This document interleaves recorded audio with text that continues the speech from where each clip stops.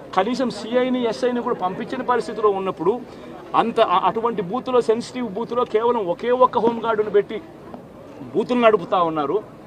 అటువంటి పరిస్థితిలో అన్యాయం జరుగుతూ ఉందని చెప్పడం కోసం, అన్యాయం జరుగుతూ ఉన్న వాళ్ళ పక్షాన్ని నిలబడడం కోసం ఎమ్మెల్యే లోపలికి పోయి ఈవీఎంను పగలగొట్టే కార్యక్రమం జరిగింది. ఎందుకు ఈవీఎంలో నిజంగానే ఎమ్మెల్యేనే రిగ్గింగ్ చేసుకుంటా ఉంటే ఎమ్మెల్యేకి అక్కడ నిజంగానే ఎమ్మెల్యే పరిస్థితి అంత బాగుండింటే ఎందుకు ఎమ్మెల్యే ఈవీఎం పక్కన కొడతాడు? అక్కడ పరిస్థితి బాగలేదనే కదా, అన్యాయం చేస్తూ ఉన్నారనే కదా. అక్కడికి పోయినప్పుడు అన్యాయం చూశాడు కాబట్టే కదా ఈవీఎం పగలగొట్టాడు. ఆ ఈవీఎం ఏదైతే పగలగొట్టిన కేసులు ఏదవుతుందో తనకు బెయిల్ వచ్చింది. ఈరోజు తాను బెయిల్ అక్కడ లోపల ఉన్నది ఈవీఎం పగలగొట్టిన కేసులో కాదు, తను లోపల ఉన్నది ఈవీఎం పగలగొట్టిన కేసులో. అన్యాయం జరిగింది అని చెప్పి, అన్యాయం జరుగుతూ ఉన్న పరిస్థితిలో ఎమ్మెల్యే అక్కడికి పోయి అడ్డుకునే కార్యక్రమంలో జరిగింది అని చెప్పి కోర్టులు కూడా గుర్తించాయి కాబట్టి తనకు బెయిల్ వచ్చింది. కానీ మళ్ళీ ఆ తర్వాత ఏం జరిగింది? ఆ ఇన్సిడెంట్ జరిగిన 10 రోజుల తర్వాత, ఆ ఇన్సిడెంట్ జరిగిన 10 రోజుల తర్వాత అంటే మే 23వ తారీఖున ఎమ్మెల్యే అక్కడికి వెళ్ళి హత్యాయత్నం చేశాడట. పదే పోలింగ్ బూత్లో హత్యాయత్నం చేసినాడంటే ఎవడన్నా బుద్ధునోడు ఎవడన్నా నమ్మదానికి ఉందయ్యా? ఎవడన్నా ఎమ్మెల్యే అనేవాడు అక్కడికి పోయినప్పుడు వాళ్ళు చేస్తూ ఉన్న రిగ్గింగు, ఎమ్మెల్యే దానికి అడ్డుకునే కార్యక్రమం చేస్తూ ఉంటే ఎమ్మెల్యే అక్కడికి పోయి ఎమ్మెల్యే హత్యాయత్నం చేస్తాడా? చెప్పడానికైనా హద్దు పొద్దు ఉండాలి కదా. 10 రోజుల తర్వాత ఎమ్మెల్యే హత్యాయత్నం చేశాడని చెప్పి కేసు పెడతారు 10 రోజుల తర్వాత. ఇప్పుడు నిజంగానే అటువంటి ఇన్సిడెంట్ జరిగిందంటే సిట్టు 17వ తారీఖు నుంచి మే 17వ తారీఖు నుంచి 20వ తారీఖు లోపల మధ్యలో ఇచ్చిన రిపోర్ట్లో ఆ సిట్లో అది చెప్పాలి కదా, ఇట్లా జరిగింది, ఎమ్మెల్యే అనే వ్యక్తి హత్యాయత్నం చేసే కార్యక్రమం చేశాడు అని చెప్పి రావాలి కదా. మరి ఎందుకు సిట్ రిపోర్ట్లో రాలేదు? ఈ రకంగా ఒక మనిషిని కేవలం 4 సార్లు ఎమ్మెల్యే తాను 2000 కన్సిస్టెంట్గా 4 సార్లు ఎమ్మెల్యే గెలిచాడు. 2009లో గెలిచాడు, 2011లో గెలిచాడు, 2014లో గెలిచాడు, 2019లో గెలిచాడు. ఒక మనిషి కన్సిస్టెంట్గా 4 సార్లు ఎమ్మెల్యేగా గెలుస్తూ వస్తున్నాడు అని అంటే ఆ మనిషి మంచోడు కాబట్టి గెలుస్తూ వచ్చాడు, ఆ మనిషి మంచోడు కాబట్టి ప్రజలు ఆశీర్వదిస్తూ వచ్చారు. అటువంటి వ్యక్తిని తీసుకొని వచ్చి తప్పుడు కేసులలో ఈ మాదిరిగా బిగించడం ఎంత మటుకు ధర్మం? పిన్నెల్లి ఆయన మీద ఒక హత్యాయత్నం, ఈవీఎం బాక్సులు బదలగొట్టారన్న ఒకటి, ఇవన్నీ కూడా రికార్డెడ్గా దొరికినాయి. రికార్డెడ్గా దొరికిన తర్వాత అరెస్ట్ ప్రక్రియ అనేది ఎలా జరిగిందో మనందరికీ కూడా తెలుసు. ఆయనని తీసుకెళ్ళి ఆయన పరామర్శించడానికి జగన్మోహన్ రెడ్డి అనే వ్యక్తి, ఒక మాజీ సీఎం, ఫస్ట్ తీసుకున్న ప్రోగ్రామ్ కూడా ఏంటంటే ఒక ఖైదీని వెళ్ళి కలవటానికని ప్రోగ్రామ్ తీసుకున్నారు. అది అతని ఇష్టం. అది కూడా ఏంటి, ఒక 25 లక్షల రూపాయలు ఖర్చు పెట్టుకొని అక్కడికి వెళ్ళి ఒక హెలికాప్టర్లో వెళ్ళారు, ఒక డబ్బున్నవాడు వెళ్ళాడు, తీసుకొని పెట్టుకున్నాడు. నేను ఇక్కడ ఏమంటానంటే యాక్చువల్గా పిన్నెల్లి గారికి ఉన్న ములాఖాతులు టైం అయిపోయింది. ఓకే, అయిపోయింది కాబట్టి అయినా కూడా హ్యుమానిటీ గ్రౌండ్స్లో ఒక ఎక్స్-సీఎం రిక్వెస్ట్ చేస్తే పర్మిషన్ ఇచ్చాం. అవునా కదా? ఇంతకుముందు చంద్రబాబు నాయుడు గారిని అక్రమంగా జైల్లో పెట్టినప్పుడు కుటుంబ సభ్యులకి 3వ ములాఖాత్ ఇవ్వాలంటే ఇచ్చేవారు కాదు. కానీ ఈరోజు మేము ఏం చేసామో అతని రిక్వెస్ట్ అంటే అతనికి పర్మిషన్ లేదన్న సంగతి కూడా తెలుసుకున్న తర్వాత కూడా అతను రెడీ అయ్యారంటే అక్కడ గలాటా సృష్టించడానికా? మేము యాజ్ పర్ రూల్కి పైకి వచ్చి హ్యుమానిటీ బేసిస్ మీద ఇచ్చాం. అఫ్కోర్స్ ఈరోజు మేము చాలామంది చెప్తున్నారు దండోపదండాలకు వెళ్తున్నారు, అలాగే వెళ్తున్నారు, ఇలాగ వెళ్తున్నారని. నేను ఒకసారి ప్రిజెన్స్ ఐసీ గారితో కూడా మాట్లాడినా, అసలు ఎంతమంది ములాఖాతులు వెళ్తున్నాయి, యాజ్ పర్ రూల్ ఎలా వెళ్తున్నాయి, మేము అన్నీ కూడా మాట్లాడుకుంటున్నాం. ఆయన బయటకు వచ్చి ఈరోజు బయటకు వచ్చి అక్రమంగా అరెస్టులు చేశారు. అక్రమంగా ఏం సీసీ ఫుటేజ్ చూసిన వాళ్ళు ఎవరైనా అక్రమ కోర్టు ఇచ్చిందండి అతను అరెస్ట్ చేయమని? దేని మీద బెయిల్ వచ్చిందండి? ఇప్పుడు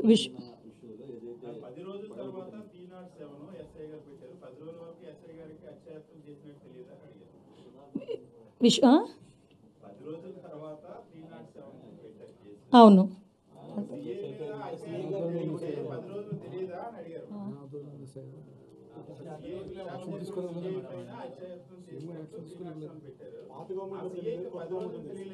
అదేనండి. పాత గవర్నమెంట్ పెట్టనివ్వలేదు, కొత్త గవర్నమెంట్ వచ్చిన తర్వాత పెట్టారు. ఆ ఎలక్షన్ కమిషన్ అన్న అసలు భలే మాట్లాడతారండి సతీష్ గారు మీరు.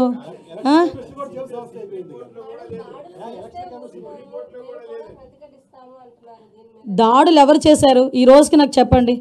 దాడులు ఎవరు చేశారు? దాడులు చేసినట్టు ఎక్కడైనా రికార్డెడ్గా ఉన్నాయా? ఎవరైనా కంప్లైంట్ ఇచ్చారా? ఏదైనా త్రూ రూల్ ప్రకారం చేస్తున్నాము. రూల్ ప్రకారం చేసేటప్పుడు దాన్ని కూడా దాడుల కింద మాట్లాడుకోవాలనుకుంటే మరి గత 5 సంవత్సరాలు చేసింది ఏమనుకోవాలి మేము? గత 5 సంవత్సరాలు చేసింది ఏమనుకోవాలమ్మా? స్టార్ట్ అయిన దగ్గర నుంచి మొదలు పెట్టారు కదా, ప్రజావేదిక కూల్చిన దగ్గర నుంచి మొదలు పెట్టారు కదా. మాలాంటి వాళ్ళందరి మీద కూడా నా మీద ఒక 23 కేసులు, ఈవిడ మీద ఒక 7 కేసులు. ఏంటవన్నీ? మేము కక్ష తీర్చుకోవాలని మేమే మాట్లాడలేదు కదా. కక్ష తీర్చుకోవాలనుకుంటే వేరేగా ఉండేది. కానీ ఈ రోజుకి కూడా మేము పబ్లిక్కి చెప్తున్నాం, చూపిస్తున్నాం, ఇది ఇలా జరుగుతుంది అని చూపిస్తున్నాం. దానికి ప్రతీకార దాడులు ఎక్కడ జరిగినాయండి? ప్రతీకార దాడులు అంటే రెచ్చగొడుతున్నారా ఈరోజు వచ్చి?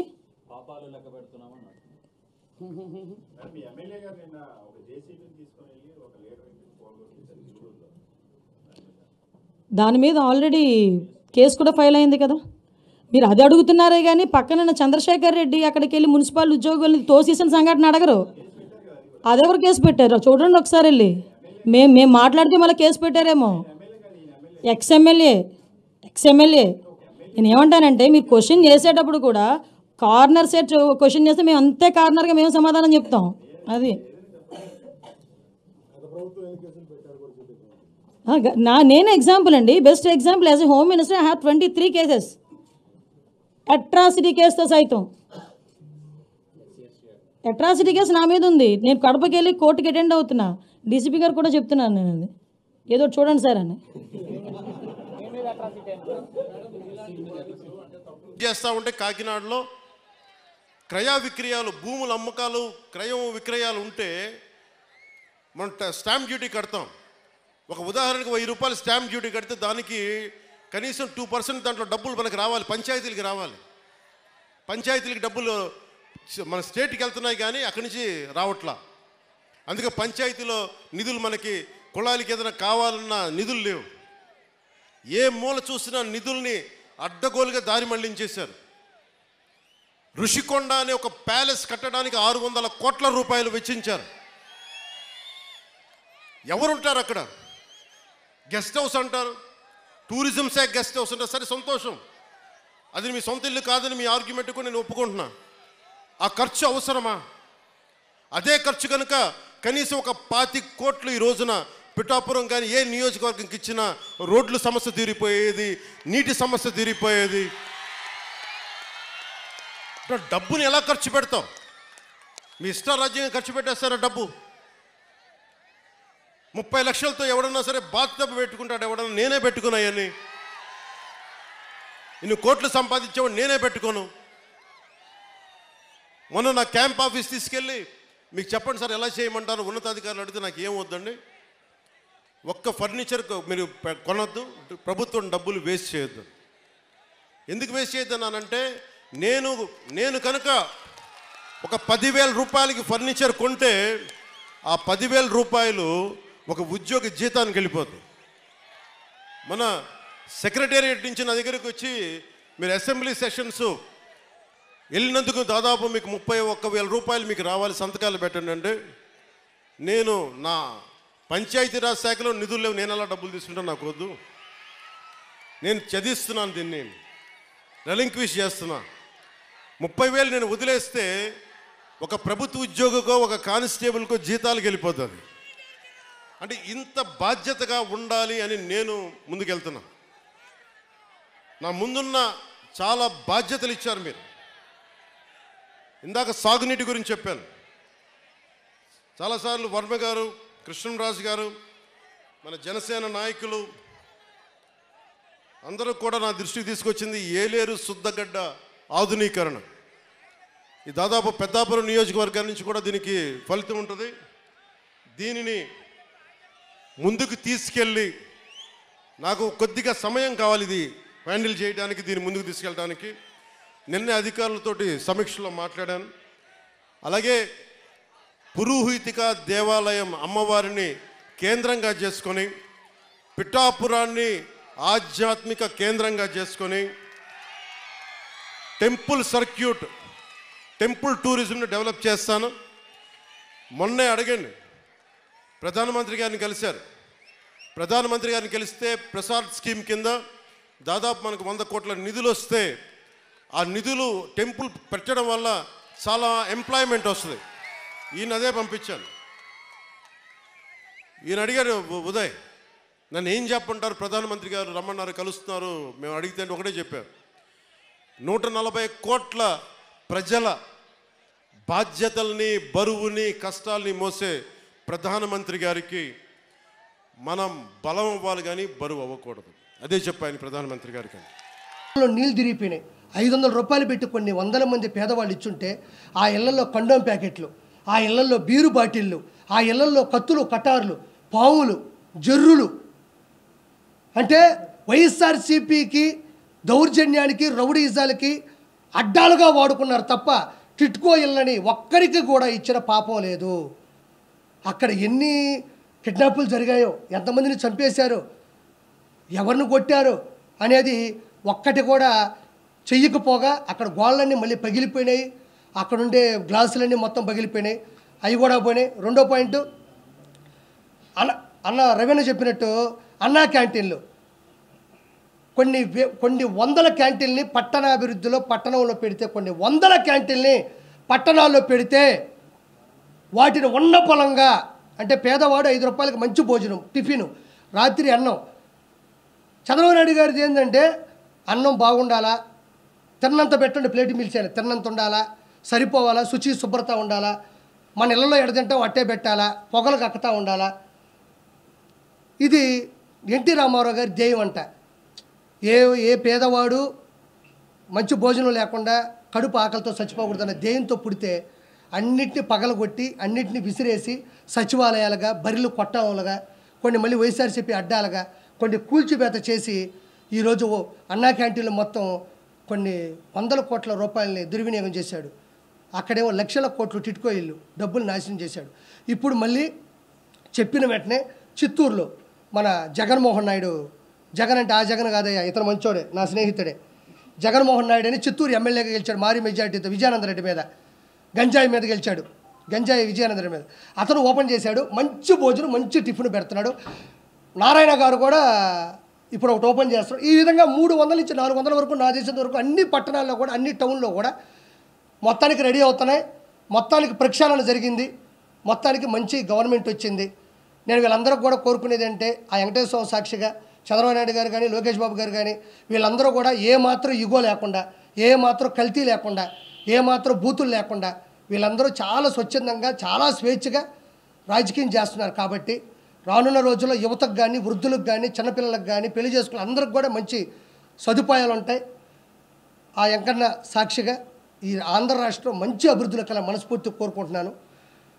మీరు మీ సపోర్టు నాకు ఇప్పటి నుంచి కాదు, ఎప్పటి నుంచో ఉంది.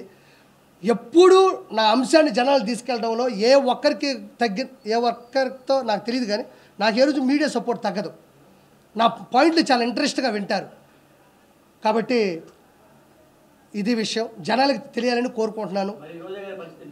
రోజా గారి పరిస్థితి మంచి క్వశ్చన్ అడిగాము. రోజా గారు 3000 కోట్ల రూపాయలు సంపాదించుకొని చెన్నైలో ఒక మంచి ఇల్లు కట్టుకుంది. బీచ్లో అలలు వచ్చి కాళ్ళకు తగులుతుంటాయంట. బాగా ఇంత తాగి, ఇంత ఊదుమొహం వేసుకొని సంపాదించిన డబ్బుల్ని వెనకబెట్టుకొని బతుకుతూ ఉండాలి. ఖచ్చితంగా ఒకటైతే వాస్తవంగా చెప్తా ఉండా, వాళ్ళు రానున్న 5 సంవత్సరాల్లో కూడా మన ప్రభుత్వమే అని చెప్పేసి అరాచకాల్ని కప్పెట్టుకోవాలి, దౌర్జాల్ని కప్పెట్టుకోవాలి. అలానే వదిలేసినారు వాళ్ళు. వచ్చేది మనమే 151 పోతే ఒక 20 పోతాయి, లేకపోతే ఒక 30 పోతాయి, లేకపోతే ఒక 50 పోతాయి. 100 వస్తే చాలు, రాగానే దౌర్జన్యం చేసి ఆ 75 కూడా లాగేసుకొని 170 చేసేద్దాం అనుకున్నారు. కానీ వాళ్ళు ఊహించాలి వెంకటేశ్వర స్వామి ఇగిస్తాంతాడని. వెంకటేశ్వర స్వామి కూడా పొత్తు పెట్టుకున్నాడు, ఎవరికి తెలియదు.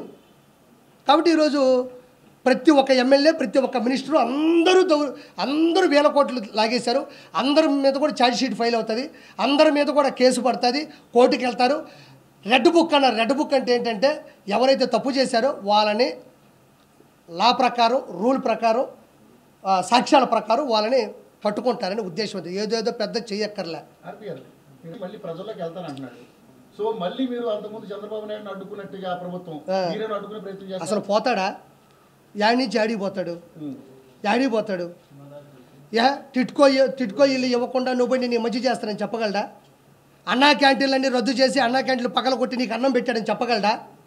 రోడ్లు సరిగ్గా ఇవ్వకుండా నీకు నేను ఆటోలు ఇచ్చాను, 10,000 రూపాయలు డబ్బులు ఇచ్చాను చెప్పగలడా? ఏ పక్క నుంచి నీకు నేను మంచి చేశానని చెప్పగలడు.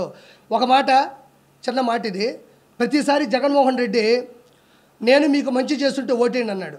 మంచి చేయలేదు కాబట్టి ఓటేయలే, ఓడిపోయాడు. ఇంకా దానికి no more questions, no more answers.